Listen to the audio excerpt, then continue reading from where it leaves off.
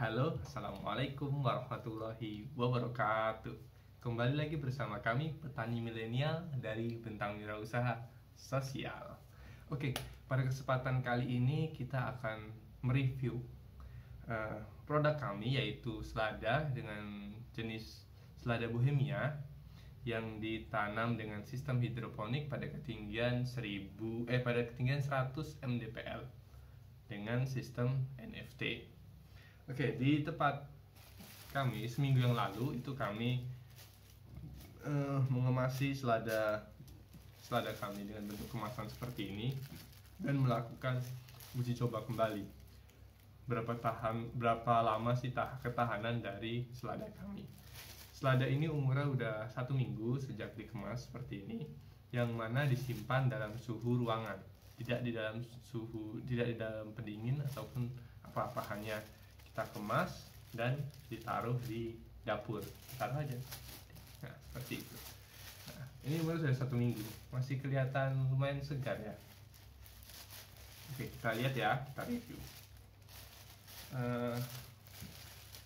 Oh ya, mungkin sebelum di review, ini bisa kita lihat ini kemasan seperti ini sudah sangat layak untuk dipasarkan, ditawarkan sebagai sampel atau untuk bucket selada kepada kekasihnya, kepada pacar atau teman-teman spesial kalian. Jadi biar yang diberi itu bukan hanya bunga mawar, tapi bisa bunga selada, kan sehat, bisa buat konsumsi. Contohnya begini, masih enak. Oke, kembali lagi, ayo kita review selada ini. Ini umur sudah 1 minggu. Kita buka ya plastiknya. Nah, bentuknya itu sudah layu seperti ini. Nah, daun-daunnya sudah mulai menggulung gini ya, sudah mulai layu. Nah, tapi bisa dibilang ini masih lumayan segar.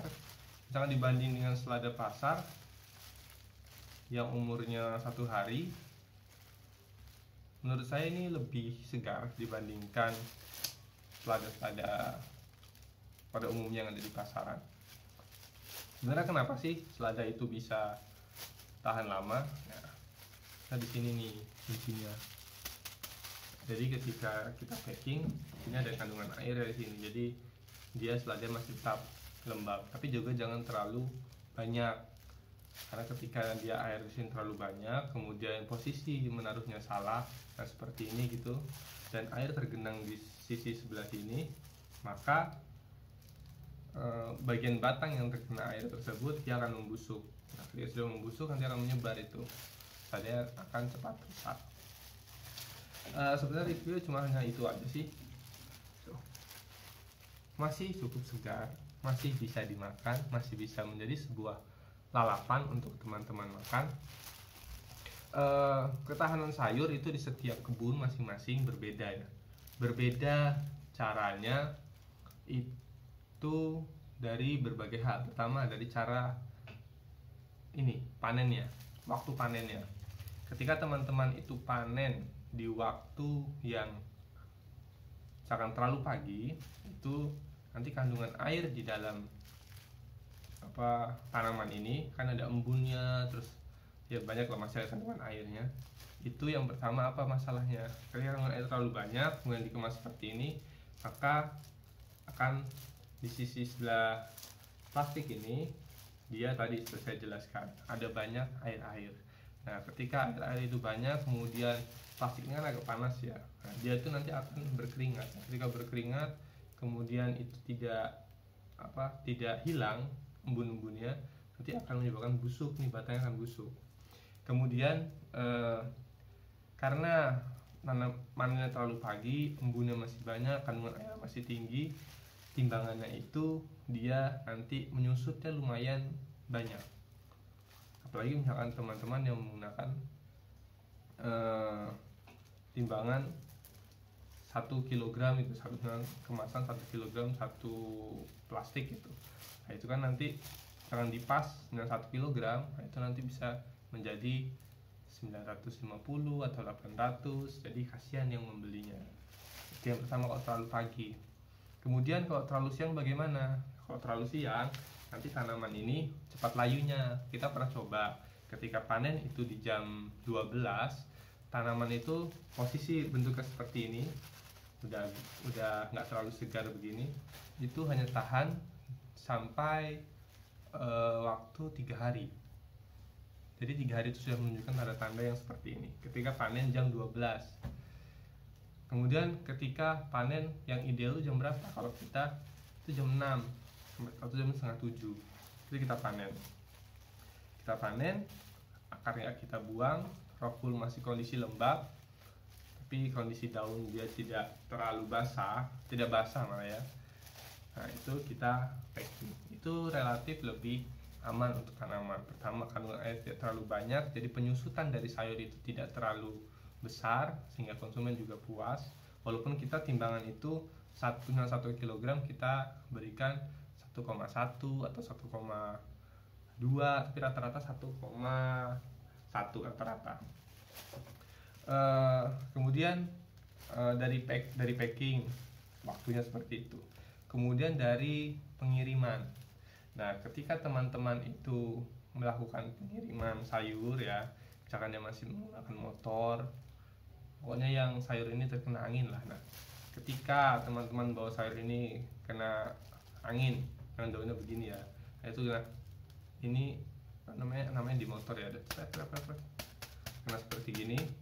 Nah, ini lama-lama nanti daunnya ini akan kayak luka gitu. Jadi nanti akan ada bercak kayak gosong-gosong begitu. Seperti ini tadi, ini bercak gara-gara udah mulai agak busuk. Nah, bentuk seperti ini.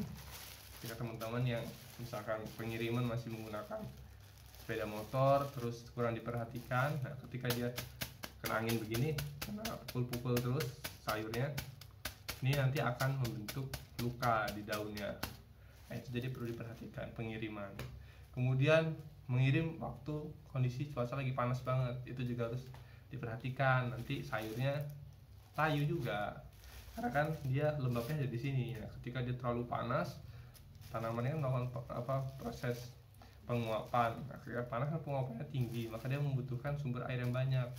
Maka kalau mengirim saat panas terik, itu juga akan berpengaruh terhadap ketahanan sayur. Makanya kalau teman-teman menggunakan tas itu kronjot ya. Nah, kronjot itu yang paling bagus dilapisi aluminium foil biar tanamannya tetap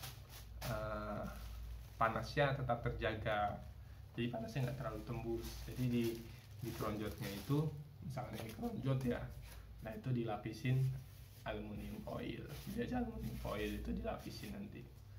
Itu dari masalah pengiriman itu berpengaruh.